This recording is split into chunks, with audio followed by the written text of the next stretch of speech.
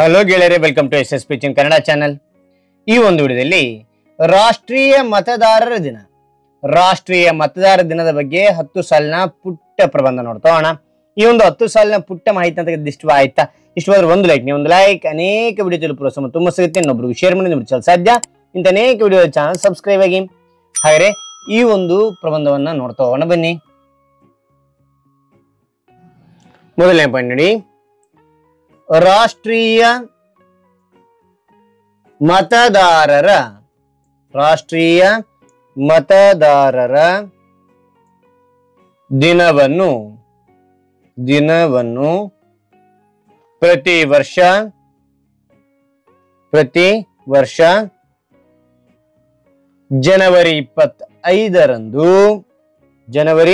ಜನವರಿ 25ರಂದು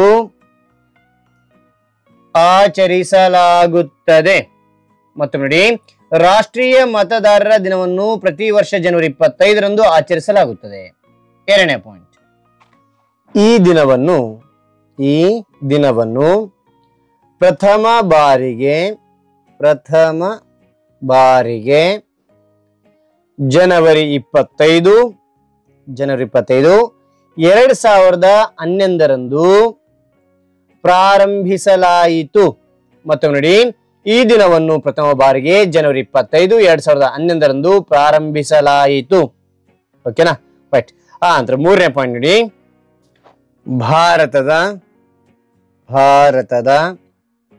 ಚುನಾವಣಾ ಆಯೋಗವನ್ನು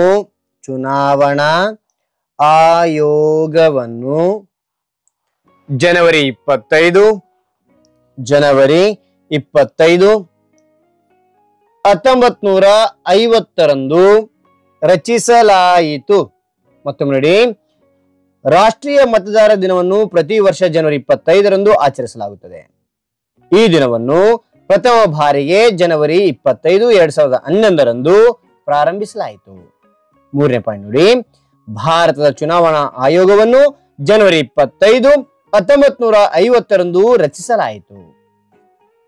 ನಾಲ್ಕನೇ ಪಾಯಿಂಟ್ ನೋಡಿ, ಆಯೋಗದ ಗುರಿ ಮತದಾರರ ನೋಂದಾವಣಿಯನ್ನು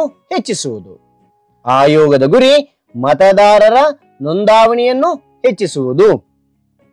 ಐದನೇ ಪಾಯಿಂಟ್, ಹೊಸದಾಗಿ ಅರ್ಹತೆ ಪಡೆದ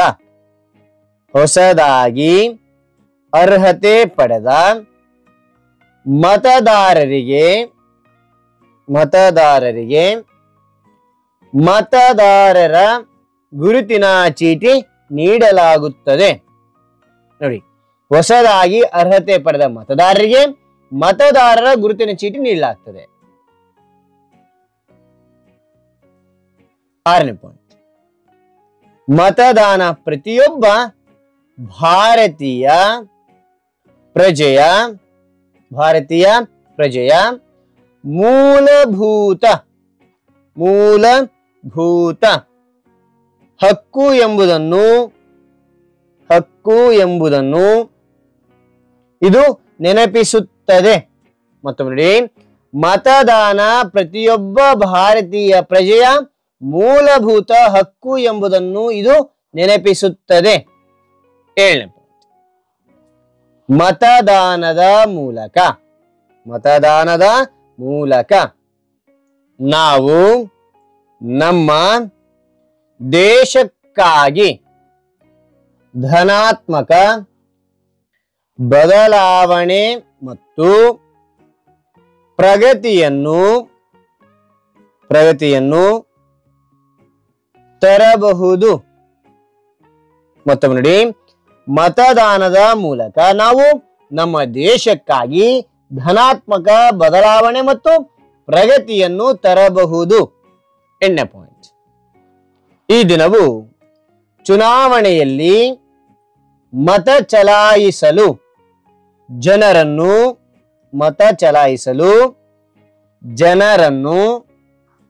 ಪ್ರೋತ್ಸಾಹಿಸುತ್ತದೆ. ಓಕೆನಾ?